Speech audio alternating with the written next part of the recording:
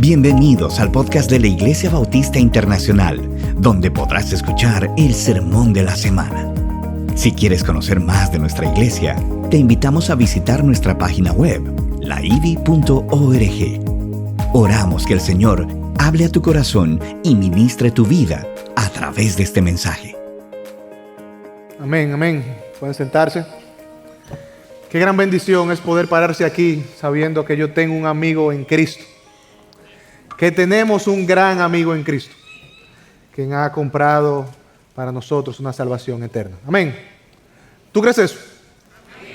¿De verdad tú crees eso? Amén. Dar un aplauso al Señor por eso. Vamos a orar una vez más. Vamos a clamar a nuestro Dios para que Él sea que nos ministre y hable a su iglesia en el día de hoy. Señor, gracias. Gracias, Señor, porque al pararme aquí yo sé que no estoy solo, sino que como había uno entre las llamas, hay uno junto a mí. Oh Dios, yo quiero rogarte por el poder de tu Espíritu, por el poder de tu palabra, que tú puedas hablar a tu iglesia en esta mañana, esta tarde ya. Que tú puedas, Señor, edificarnos y que para la gloria de tu nombre tú puedas ser exaltado y tu pueblo bendecido. Gracias por tu palabra y gracias por este tiempo. En el nombre de Jesús. Amén. Yo quiero invitarte a que me acompañes a la carta a los Hebreos. En el día de hoy estaremos estudiando un solo pasaje, un solo texto. Pero que es un texto del cual se pudieran escribir miles y miles de libros. Y aún así faltaría papel y tinta para escribir y hablar acerca de la profundidad que encontramos en este pasaje. Hebreos 7. Versículo 25. Esta es la palabra de Dios. Por lo cual, Él también es poderoso para salvar para siempre a los que por medio de Él se acercan a Dios, puesto que vive perpetuamente para interceder por ellos. Yo he titulado mi mensaje de hoy, El poderoso Salvador y su ministerio perpetuo. Como yo le había compartido ya en el último sermón que tuve la oportunidad de compartir, la carta a los Hebreos es mi libro favorito de la Biblia. Y lo es por pasajes como este. Textos anclas en donde yo puedo anclar mi fe y mi esperanza. Una carta que fue escrita para judíos creyentes, pero que 2000 años después sigue enseñándonos, sigue hablándonos acerca de la gloria de Cristo y la obra que Él ha hecho por nosotros. Pero para poder entender correctamente este texto, las implicaciones del mismo, tenemos que estudiar un poco más el capítulo 7. Y lo que vemos aquí en el capítulo 7 es al autor tratando de mostrarle al pueblo de Israel, a este grupo de creyentes judíos que habían creído en Cristo, por qué Jesús era un sacerdote mucho mayor a los sacerdotes del Antiguo Testamento. Porque Él pertenecía a un linaje mayor que el linaje de Aarón, o que posteriormente al linaje de Leví. Y Él toma a Cristo y lo coloca bajo un tipo de sacerdocio diferente. El sacerdocio de un tal Melquisedec, del sacerdote Melquisedec. Y nosotros vamos a Hebreos 6, versículo 19, y vemos dónde pasa esto. Vemos que el autor nos dice lo siguiente: tenemos como ancla del alma una esperanza segura y firme que penetra hasta detrás del velo, a donde entró Jesús por nosotros como precursor, hecho según el orden de Melquisedec, sumo sacerdote para siempre. Y quizás tú te preguntarás, ¿pero quién es este sacerdote? ¿Por qué entendemos que este sacerdocio es mayor que el sacerdocio de Aarón, el sacerdocio de Leví? ¿Por qué es mayor? Bueno, vamos a estudiar qué dice el capítulo 7. Lo primero que vemos aquí es que el autor quiere evidenciar que Melquisedec es mayor que los demás sacerdotes, porque Melquisedec era mayor que Abraham, que padre Abraham.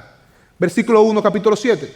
Porque este Melquisedec, rey de Salem, sacerdote del Dios Altísimo, que se encontró con Abraham cuando éste regresaba de la matanza de los reyes, y lo bendijo.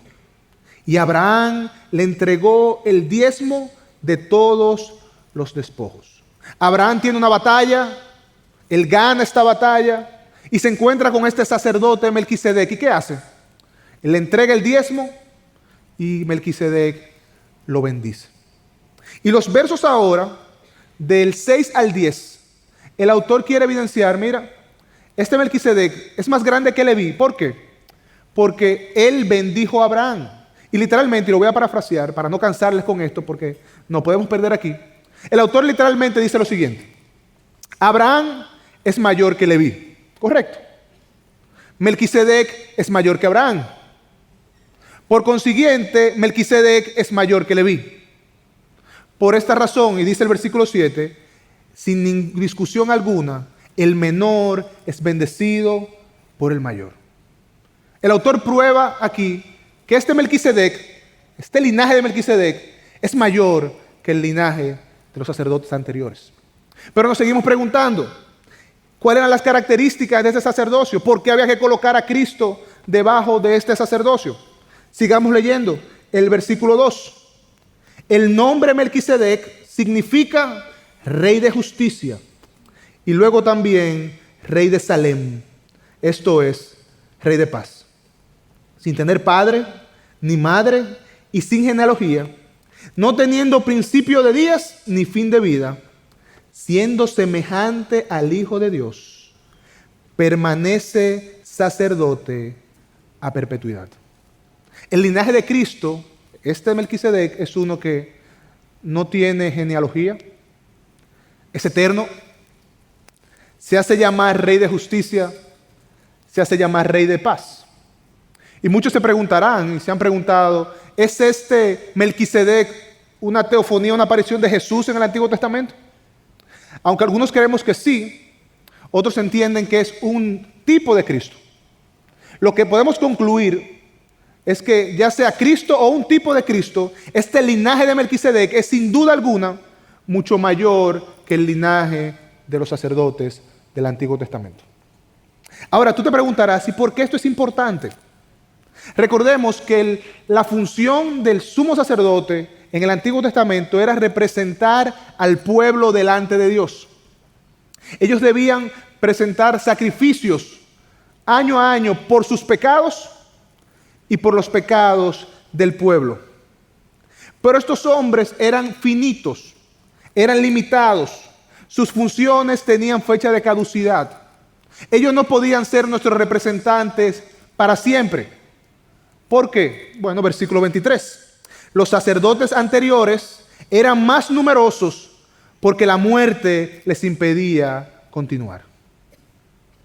Ahora, ¿por qué esto es importante? Porque Jesús conserva su sacerdocio inmutable, puesto que permanece para siempre. La ira de Dios no cambia. Es por esto que necesitamos un mediador que pueda interceder por nosotros para siempre. Y ese mediador, ese sacerdote que no cambia, que es el mismo ayer, hoy y siempre, se llama Jesús. Y con esa introducción llegamos a nuestro texto. Hebreos 7:25. Por lo cual, es decir, la conclusión de todo lo que yo vengo diciendo, la parte importante de mi narrativa, incluso para muchos, la parte más importante de la narrativa del todo el Nuevo Testamento es esta.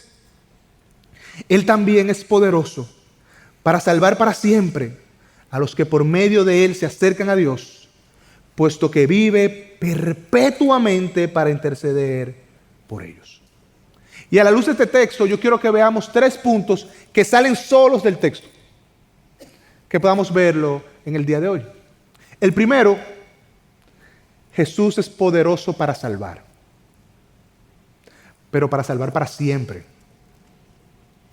Número 2, esta salvación es para los que se acercan a Dios por medio de Jesús.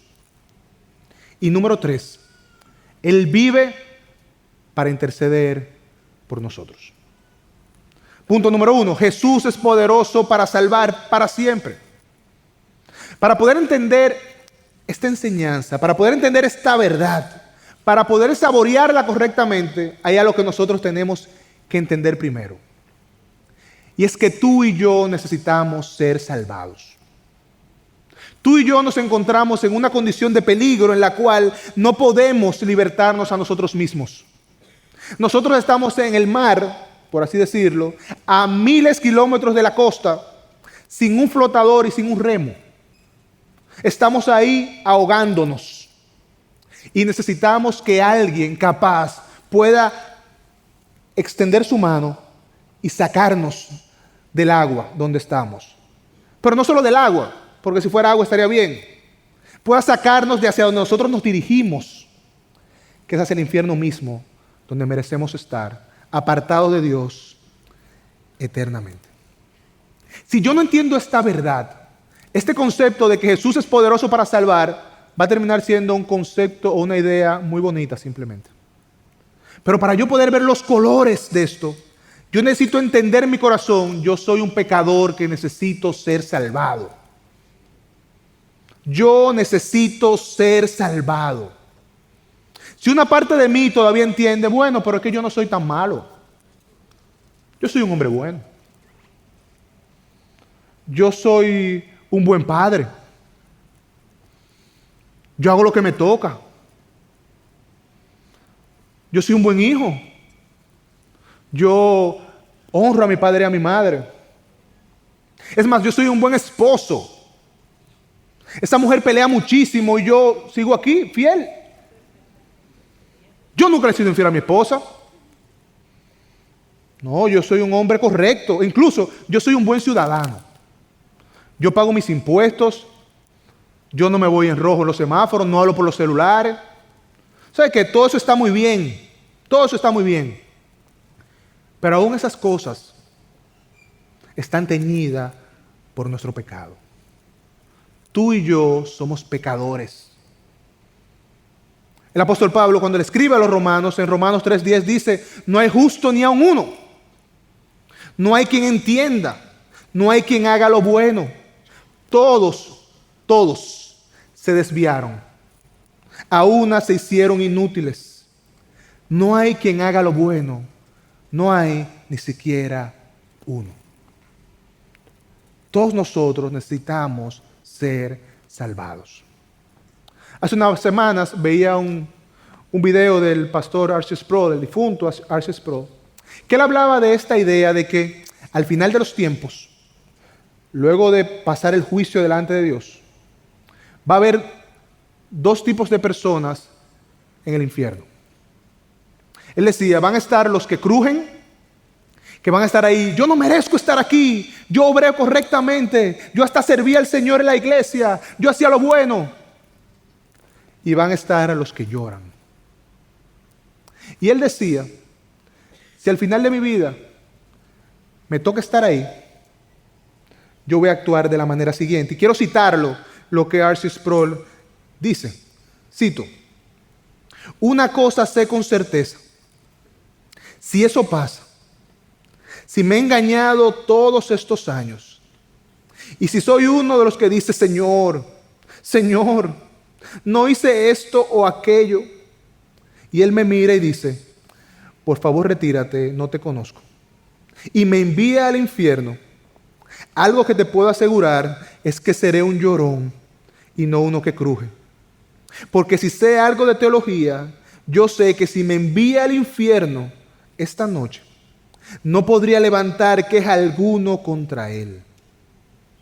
Yo he sido culpable de traición cósmica. Cada vez que he pecado, he afirmado mi voluntad sobre la voluntad de mi Creador. Todos nosotros hemos cometido traición cósmica contra nuestro Señor. Y estamos en peligro, en un peligro del cual no podemos libertarnos nosotros mismos. Y este peligro es enfrentarnos a Dios sin un sumo sacerdote que nos represente. El autor de Hebreos, en el capítulo 10, versículo 30 y 31, dice esta verdad. Pues conocemos a aquel que dijo, mía es la venganza, yo pagaré. Y otra vez, el Señor juzgará a su pueblo. Horrenda cosa es caer en manos del Dios vivo. El peligro en que nos encontramos es enfrentarnos a Dios con nuestro pecado sin un intermediario justo que nos represente. Y Cristo lo dice de esta manera en Juan 3:36. El que cree en el Hijo tiene vida eterna, pero el que no obedece al Hijo no verá la vida, sino que la ira de Dios permanece sobre él. Hermanos, Dios nos salva de Dios. Y para poder entender esta gran verdad que Jesús es poderoso para salvar, yo necesito entender que yo necesito ser salvado. Eso es lo primero. Yo necesito ser salvado. Y no importa lo grande o pequeño de mi pecado, Jesús es poderoso para salvarnos. Y toda la Escritura fue dada a nosotros para que nosotros pudiéramos entender esta verdad, el plan de redención de Dios a través del Cordero Jesús. Para ti y para mí solo hay una esperanza. Tú y yo necesitamos a alguien que pueda poner la mano sobre Dios y la mano sobre nosotros. Necesitamos a un sumo sacerdote fiel que interceda por nosotros. Necesitamos a alguien que pueda representarnos justamente porque cumplió justamente. Necesitamos a alguien sin principio ni fin. Necesitamos a uno que sea inocente, santo, que no tenga cuentas pendientes con Dios. ¿Y tú sabes qué? De ese solo hay uno. Es Jesús. Solo Jesús. Y el autor quería que nosotros entendiéramos esto. Por esto en el versículo 26 de este capítulo 7 dice, porque convenía que tuviéramos tal sumo sacerdote, santo, inocente, inmaculado, apartado de los pecadores y exaltado más allá del cielo, que no necesita, como aquellos sumos sacerdotes, ofrecer sacrificios diariamente, primero por sus pecados y después por los pecados del pueblo. Solo hay uno, y ese es Jesús, porque solo Él es poderoso para salvar. El apóstol Pablo, cuando le escribe a los corintios en 2 Corintios 5:21, les recuerda que al que no conoció pecado, Dios lo hizo pecado por nosotros. ¿Para qué? Para que fuéramos hechos justicia de Dios en Él. ¿Quién no conoció pecado? ¿Quién nunca pecó? Jesús. ¿Qué hizo Dios? Dios lo hizo pecado. Y cuando hablamos que lo hizo pecado, hablamos que sobre los lomos de Jesús, Dios Padre puso todos los pecados de todos aquellos que íbamos a creer en Él a través de toda la historia. ¿Para qué? Para que nosotros pudiéramos ser considerados justos delante de Dios. Para que cuando nosotros nos presentemos delante de Dios, Él no vea mi pecado, Él no vea mi suciedad, Él vea al justo Cristo que pagó por nosotros. Y ese es el Evangelio. Esa es la verdad que yo debo recordarme cada día. Yo necesito ser salvado, pero Jesús es poderoso para salvar. ¿Por qué Él es poderoso para salvar? Porque Él cumplió la ley de Dios perfectamente, caminó sobre la tierra santamente, murió inocentemente para resucitar victoriosamente. Y lo hizo por ti. Y lo hizo por mí. Y esta salvación es la que nos ofrece. Una salvación que no es a medias. Una salvación que es completa. Una salvación que es absoluta. Jesús nos lleva hasta donde debemos ir. El autor de Hebreos pudo haber dicho, Jesús es poderoso para salvar. ¿Sabe qué? Eso está bien. Pero él agrega algo más. Él es poderoso para salvar para siempre. ¿Tú has entendido esto? La obra de Cristo a nuestro favor es para siempre. El que comenzó la buena obra en nosotros la va a perfeccionar hasta el día de Cristo Jesús. Filipenses 1:6. Los que hemos sido suyos, comprados por Jesús, No nos vamos a separar de Él porque Él no nos va a dejar separarnos de Él.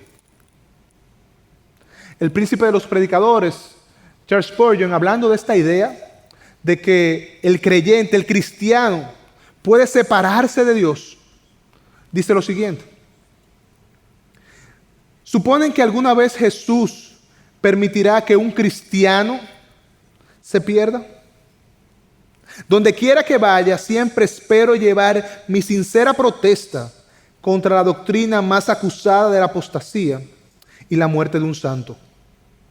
Hay algunos ministros que predican que el hombre puede ser hijo de Dios ahora y un hijo del diablo mañana. Que Dios puede absorber a un hombre y sin embargo condenarlo. Salvarlo por gracia y luego dejarlo perecer. Permitir que ese hombre sea arrebatado de la mano de Cristo, aunque Él ha dicho que tal cosa nunca sucederá. ¿Cómo explicarás esto? Desde luego, si entiendes que no le falta poder para hacerlo, entonces debes acusarlo de que le falta amor. ¿Y te atreves a hacerlo? Él está lleno de amor. Y como Él también tiene el poder, nunca permitirá que uno de los suyos se pierda. Es verdad, y siempre será verdad, que Él los salva para siempre. Amado, los que somos suyos, jamás seremos echados fuera. Ni porque nosotros mismos queramos. ¿Por qué? Porque la perseveración de los santos perseveran, no por sus buenas obras, sino porque Dios los hace perseverar. El apóstol Pablo, cuando le escribe a los romanos, capítulo 8, versículo 37 al 40, dice lo siguiente, al 39 dice lo siguiente: pero en todas estas cosas somos más que vencedores por medio de aquel que nos amó. La garantía de nuestra salvación está en aquel que nos amó. Por esto estoy convencido que ni la vida, ni la muerte, ni ángeles, ni principados, ni los presentes, ni lo porvenir, ni los poderes, ni lo alto, ni lo profundo, ni ninguna otra cosa creada nos podrá separar del amor de Dios que es en Cristo Jesús, Señor nuestro. Nada nos podrá separar del amor de Jesús. Ahora tú te preguntarás, pastor, ¿y esos hermanos que son tibios, que están en la iglesia pero que se apartan? El apóstol Pablo nos manda, cuando le escribe a los Corintios, examinaos, pónganse a prueba a ver si están en la fe. Porque puede ser que muchos han pasado años en la iglesia, pero han pasado años engañados en la iglesia, pensando que son, pero cuando realmente no lo son. Siendo atraídos por las cosas del mundo, más que por las cosas de Dios. Porque lo que son verdaderamente suyos, Jesús es poderoso para guardarlos para siempre. ¿Y a quiénes Él es poderoso para salvar? Punto número 2. A todos los que se acercan a Dios por medio de Él. El autor aquí no establece limitaciones de denominación, de sectas. Él no dice a todos los bautistas que se acerquen a Dios, a todos los pentecostales, independientes, católicos. No. Él dice a los que se acerquen a Dios. Por lo cual, todo hombre de toda raza, lengua, nación, dominicano, haitiano, cubano, peruano, americano, que se entrega a Cristo, que viene a Dios por los méritos de Cristo, será salvo. Jesús es poderoso para salvar, hermanos. Aquellos que vienen a Dios y lo hacen a través de Jesús, reconociendo, yo no puedo. Reconociendo, yo soy un pecador que merezco la muerte. Reconociendo, yo merezco la ira de Dios. Y que la única forma de yo acercarme a ti, Dios Padre, es a través de este sumo sacerdote, a través de sus buenas obras. Para acercarnos a Dios, no podemos hacerlo a través de rituales, a través de buenas obras, a través de otro intermediario. El apóstol Pablo le escribe a Timoteo: solamente hay un mediador entre Dios y los hombres, Jesucristo hombre. No podemos querer acercarnos a Dios inclusive a través de una iglesia. Y es importante venir a la iglesia, es un mandato venir a la iglesia. Pero yo me acerco a Dios a través de una relación con mi Salvador Jesucristo. Esa es la forma como yo me acerco a Dios. A través de una relación con mi Salvador. Pastor, pero ¿cómo lo hago? Yo quiero eso. ¿Cómo lo hago? Ríndete. Rinde tu ser. Rinde todo tu corazón. Reconoce quién eres, dónde estás. Reconoce que solamente Jesús es tu única esperanza. Que todo tu corazón lata por una causa, honrar y servir a tu Señor. Que lo que te levante de la cama en las mañanas sea honrarle a Él y caminar y vivir como Él caminó. Él quiere que nos acerquemos a Él, pero no en nuestros términos, no bajo nuestras formas, sino como Él lo establece. Y Él dice, acérquense a mí por medio de Jesús. Y Jesús nos pide una rendición total de nuestro ser. Una rendición total de lo que somos y de lo que anhelamos ser. Viviendo única y exclusivamente para su gloria y para Él. Pastor, ¿y eso es así? Es el primer mandamiento. Marcos 12:30, Cristo dice, primer mandamiento, amarás al Señor tu Dios con todo tu corazón y con toda tu alma y con toda tu mente. Ese es el primer mandamiento para acercarme a Dios. Amarlo y entregarme por completo a Él. Esa es la manera como nos acercamos. Rendición total. Y esa rendición total la hacemos a través de Jesús. No hay otro. No hay otro camino. Jesús mismo lo dijo. Juan 14:6. Yo soy el camino. Yo soy la verdad. Yo soy la vida. Y esta parte final no la decimos mucho, pero dice Cristo hablando, nadie viene al Padre si no es a través de mí. Y ese nadie es un absoluto. Ahí no hay añadiduras. Dice un dicho muy popular que todos los caminos llevan a Roma, pero al Padre solamente hay un camino y ese es Jesús. Un solo camino y ese es Jesús. Nuestro Señor Jesús es poderoso para salvar a todos aquellos que se acercan a Dios por medio de Él, puesto que vive perpetuamente para interceder por ellos. Y este es nuestro tercer punto. Él vive para interceder por nosotros. Puesto que, por razón que, de manera que, Jesús vive para algo. ¿Y para qué es? Para interceder por los suyos. Hermanos, Jesús no está de vacaciones. Jesús no está dormido. Él está delante del trono de Dios y vive con un propósito: interceder por ti. Interceder por ti. Y no pase por alto esto. Jesús se hizo hombre por ti. Vivió por ti.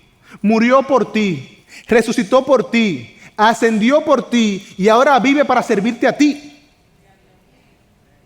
¿Qué más tú puedes pedirle? ¿Qué más podemos pedirle a Cristo? Él ascendió al Padre y está a la derecha del Padre Celestial, sirviéndonos a nosotros en su ministerio perpetuo, que es la intercesión por los suyos. Por 3 semanas el pastor Miguel estuvo enseñándonos acerca de la oración en el aposento alto de Jesús. Cristo, antes de enfrentarse a sus acusadores, ¿qué estaba haciendo? Orando por nosotros. Luego de haber sido crucificado, luego de haber resucitado, luego de ascender, ¿qué sigue haciendo? Orando por nosotros. Y lo triste es, hermanos, que muchos de nosotros no estamos conscientes de esta verdad. Es más, muchos de nosotros desconocíamos esto. Desconocíamos que Jesús vive para interceder por nosotros. Yo tengo la oportunidad de entrevistar frecuentemente hermanos que se van a bautizar o aquellos que desean formar parte de la membresía de la iglesia. Y yo suelo hacerle esta pregunta. Así que si tú no te has bautizado y no te has entrevistado todavía, te toca conmigo y ya tú vas de robo porque sabes cuál es la pregunta que yo suelo hacer. Yo suelo hacer esta pregunta. Yo le pregunto, ¿qué ha hecho Jesús por ti? Fácil, ¿no? ¿Qué ha hecho Jesús por ti? Y las respuestas suelen ser más o menos las mismas. Él murió por mí. Sí, muy bueno, ¿verdad? Él vivió y pagó mi deuda. Sí, claro. Compró mi salvación. Excelente. Compró la vida eterna para mí, me regaló la vida eterna. Sí. Todo eso es cierto. Pero yo todavía no he encontrado uno que me ha dicho, Jesús me regaló la vida eterna, pagó por mí y hoy vive para interceder por mí. Se nos olvida este ministerio de Jesús. Se nos olvida que el creador, sustentador de todas las cosas, vive con un propósito, interceder por los suyos. Así como Él intercedió por Pedro en sus últimos días, que lo vemos en Lucas 22:31, Simón, Simón, mira que Satanás los ha reclamado a ustedes para zarandearlos como a trigo, pero yo he rogado por ti que tu fe no falle. Así como Él oró por Pedro, Él ora por nosotros. Porque no sé si tú lo sabías, pero nosotros tenemos un enemigo que nos acusa, que vive para acusarnos. Y cuando nosotros leemos el libro de Job, nosotros nos encontramos cómo Job entra a la presencia de Dios y lo primero que hace es, tu siervo Job, míralo cómo está. Dios le habla de Job y ¿qué hace Satanás? Acusa a Job. De la misma manera nosotros tenemos un acusador que nos acusa. A Pedro le estaba pidiendo para zarandearlo. Y yo me imagino que así lo hace conmigo, así lo hace contigo. Y yo me imagino este escenario. Dios ahí, en su trono, Satanás entra. Y mira a Joan ahí. Mira el orgullo que hay de Joan, lo orgulloso que es. Y eso qué pastor. Bueno, ¿tú viste cómo le habló a su hijo? Yo no creo que un hombre de Dios le hable así a su hijo. Su hijo quería estar con él y él lo que quería era estar tranquilo sentado en un mueble. Pero mira el pastor Joan ahí, un sábado, 7 horas viendo Netflix. Dándole para adelante ahí una temporada. Se acaba el capítulo, empieza la otra. Se acaba el capítulo, empieza la otra. Yo no creo que un hijo tuyo debe actuar así. Yo creo que es un pecador. Bueno. Satanás viene a Dios con su lista de pecados constantemente. Pero ahí tenemos a Jesús al lado diciendo, yo pagué por ese pecado. Ya yo morí por ese pecado. Yo me separé de ti, Dios Padre, para cubrir ese pecado. Él es perdonado porque yo los he perdonado.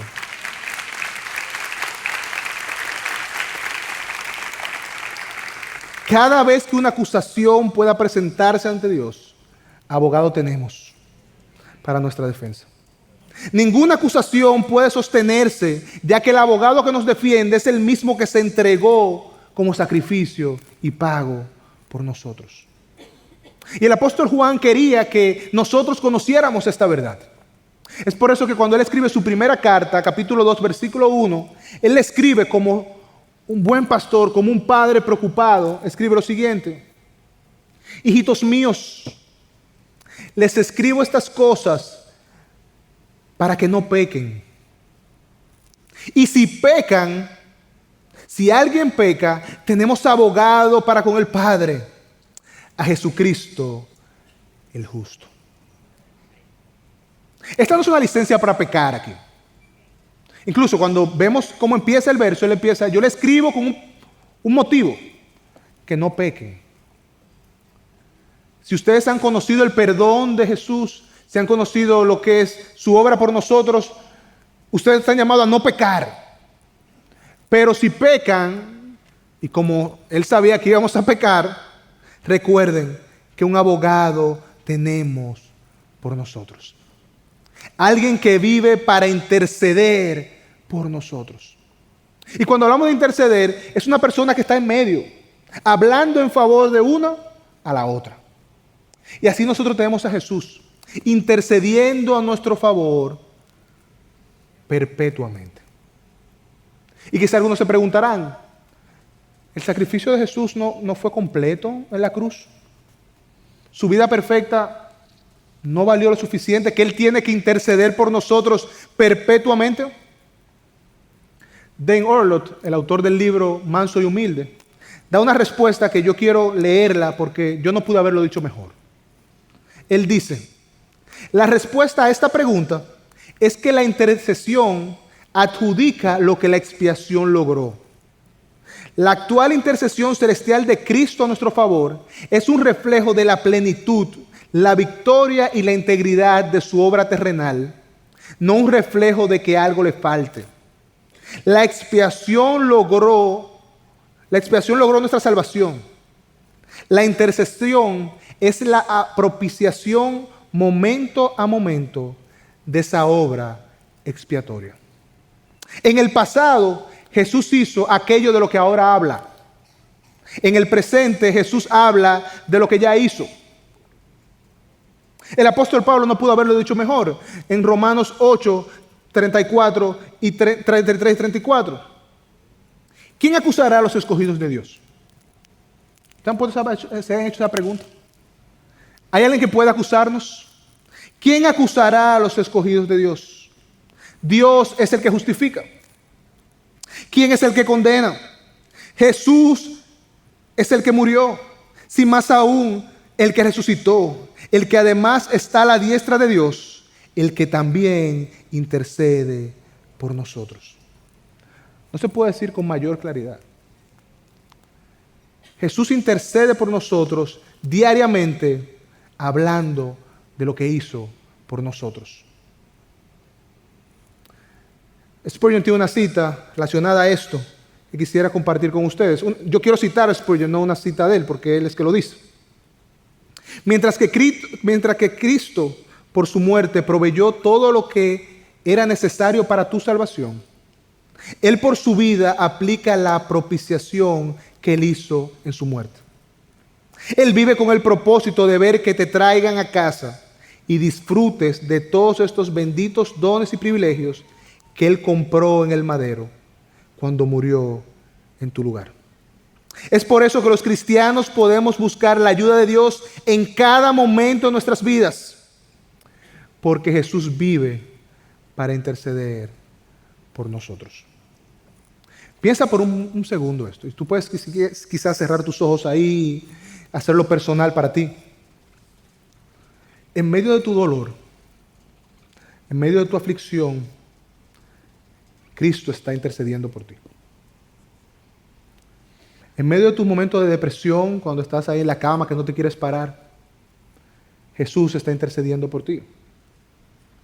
Cuando te sientes frustrado, frustrada por esos deseos de tu corazón que al final no has podido conseguir, un esposo, algunas, una esposa, un hijo, algunos, Jesús está intercediendo por ti. En los momentos de escasez, cuando yo no sé cómo voy a llegar a final de mes, la tarjeta no aguanta más, que estoy un poco desesperado, Jesús está en el trono de la gracia intercediendo por ti.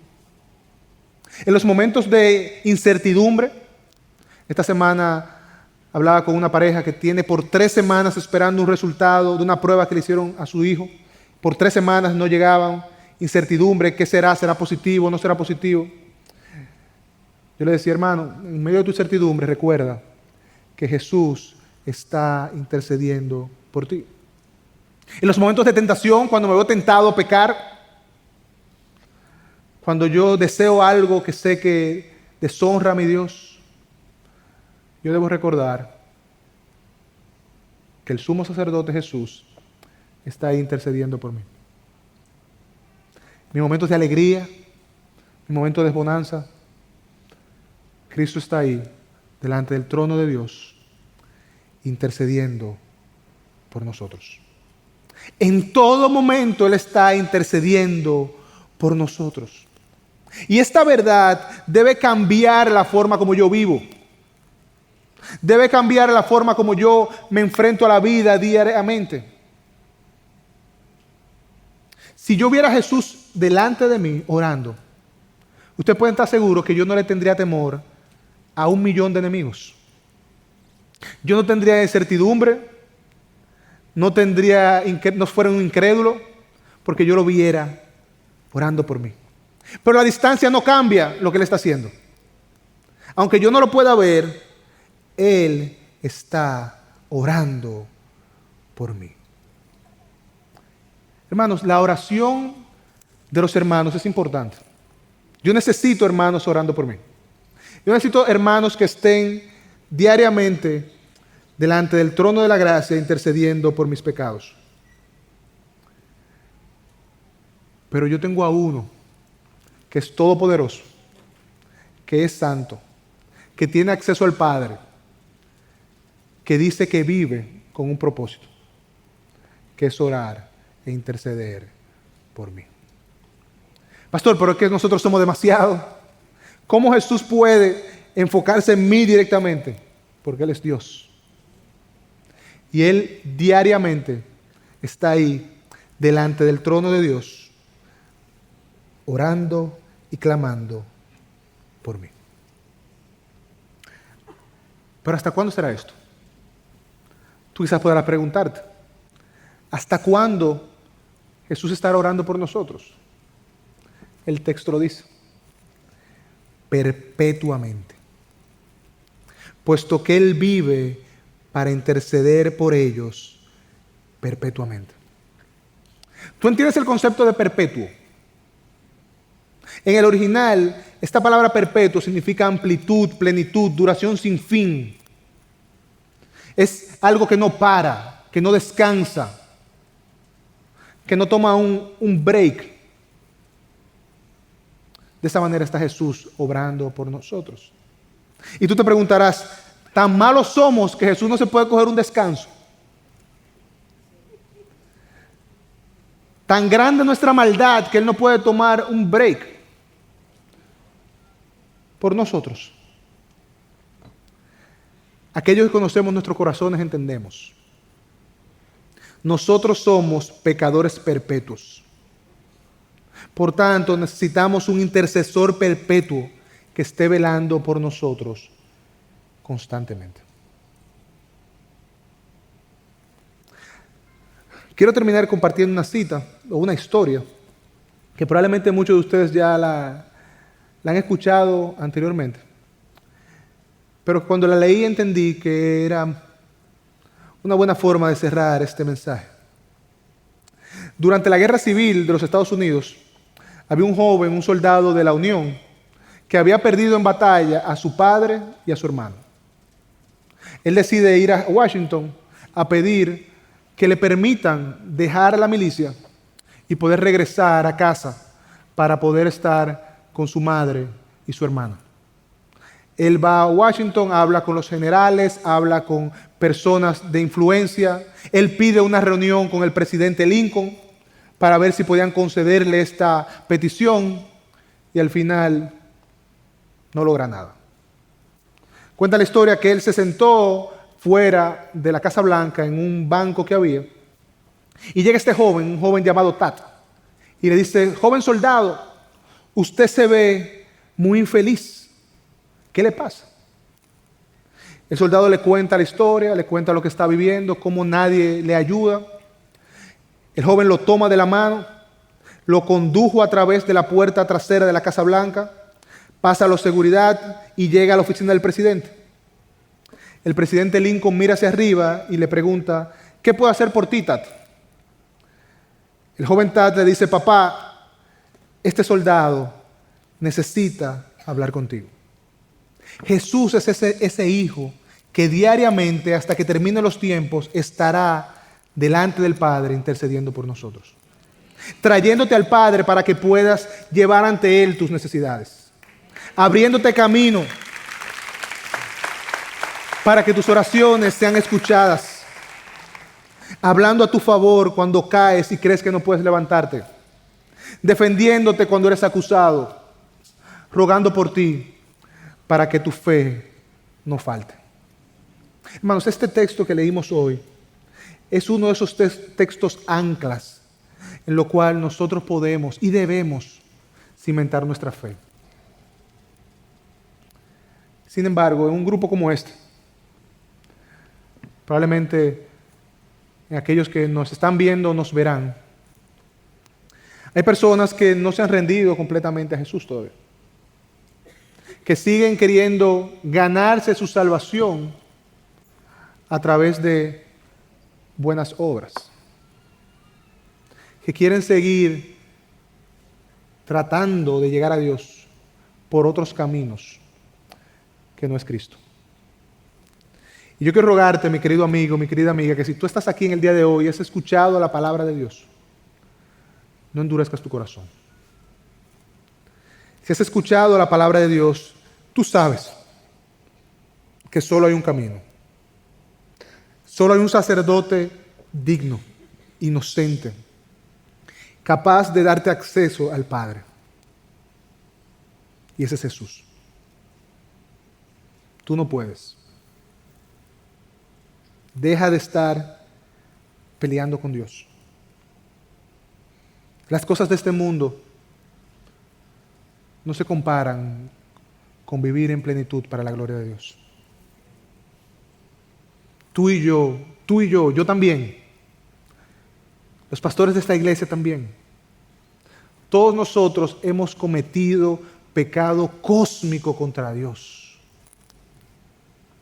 Y si no es por medio de Jesús, nos va a tocar rugir o llorar.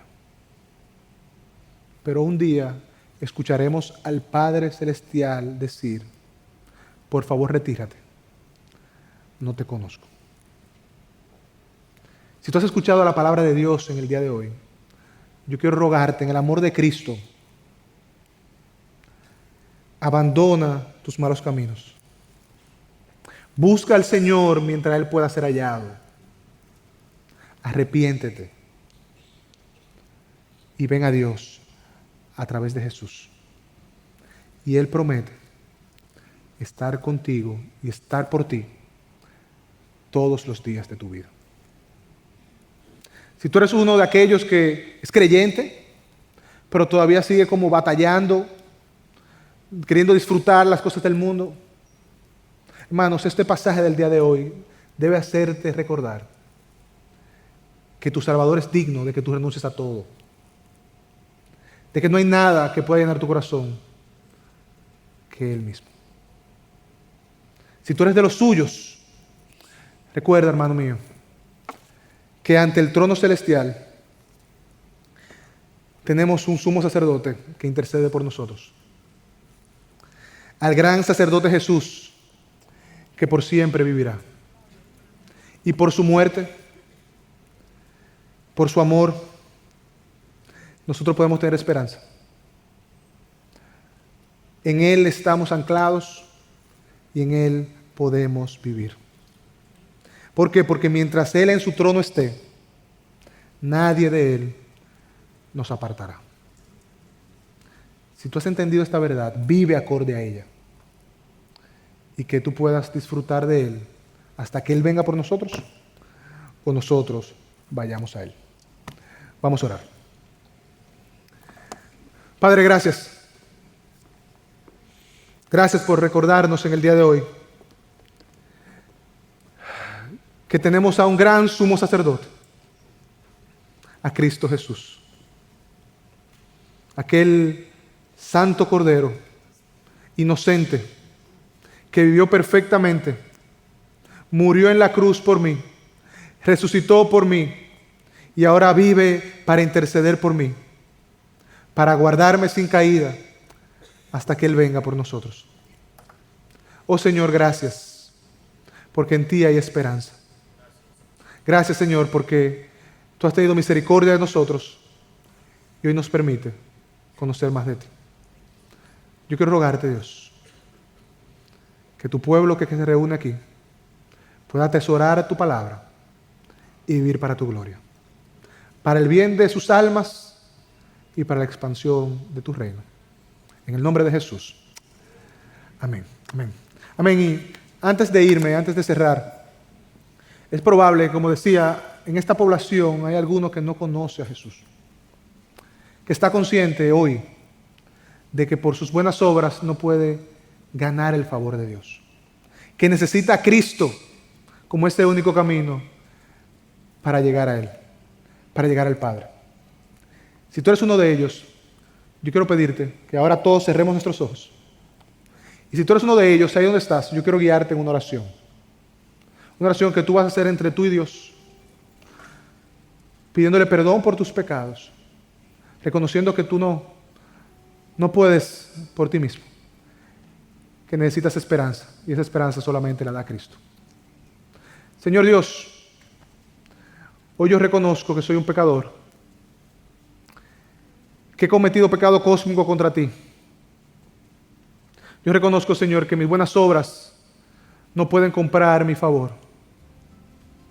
que solo hay uno santo, digno, inocente, inmolado, que puede darme acceso a ti, Dios Padre, ese es Jesús. Yo quiero abandonar mis malos caminos. Yo quiero rendirme por completo a ti,